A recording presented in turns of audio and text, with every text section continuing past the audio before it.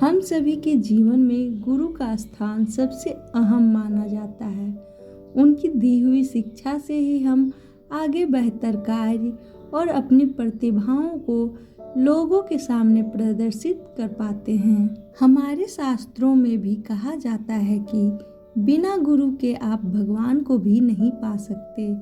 सनातन धर्म में तो गुरु की महिमा का बखान अलग अलग तरीकों से किया गया है। इसलिए आषाढ़ शुक्ल पूर्णिमा के दिन गुरु पूर्णिमा का पर्व मनाया जाता है। इस दिन हर कोई अपने गुरु की पूजा करता है।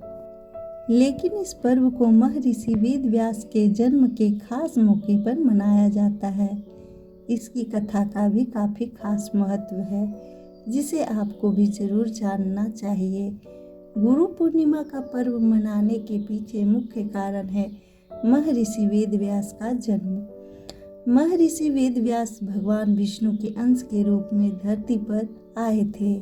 उनके पिता का नाम ऋषि पराशर और माता सत्यवती थी। उन्हें बाल्यकाल से ही आध्यात्मिक में काफ़ी रुचि थी, जिनको पूरा करने के लिए उन्होंने अपने माता पिता से प्रभु दर्शन की इच्छा प्रकट की और वन में जाकर तपस्या करनी शुरू कर दी। लेकिन उनकी माता ने इस इच्छा को मना कर दिया। महर्षि वेद व्यास ने अपनी माता से इसके लिए हठ किया और अपनी बात को स्वीकार करा लिया।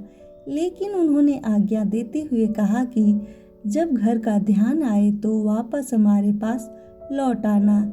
इसके बाद वेद व्यास तपस्या हेतु वन चले गए और वहां जाकर उन्होंने कठोर तपस्या की। इस तपस्या के पुण्य के तौर पर उन्हें संस्कृत भाषा में प्रवीणता हासिल हुई। उसके बाद उन्होंने चारों वेदों का विस्तार किया। महाभारत, 18 महापुराणों और ब्रह्म शास्त्रों की रचना की। उन्हें वरदान प्राप्त हुआ। ऐसा कहा जाता है कि किसी न किसी रूप में हमारे बीच महर्षि वेद व्यास आज भी उपस्थित हैं। इसलिए हिंदू धर्म में वेद व्यास भगवान के रूप में पूजे जाते हैं।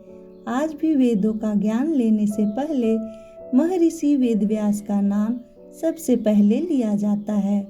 गुरु पूर्णिमा के खास मौके पर आप भी महर्षि वेद व्यास की पूजा करें और उनकी कुछ अहम बातों को जरूर जानें, जिसका प्रभाव आपके आने वाले भविष्य को बेहतर बना सकता है।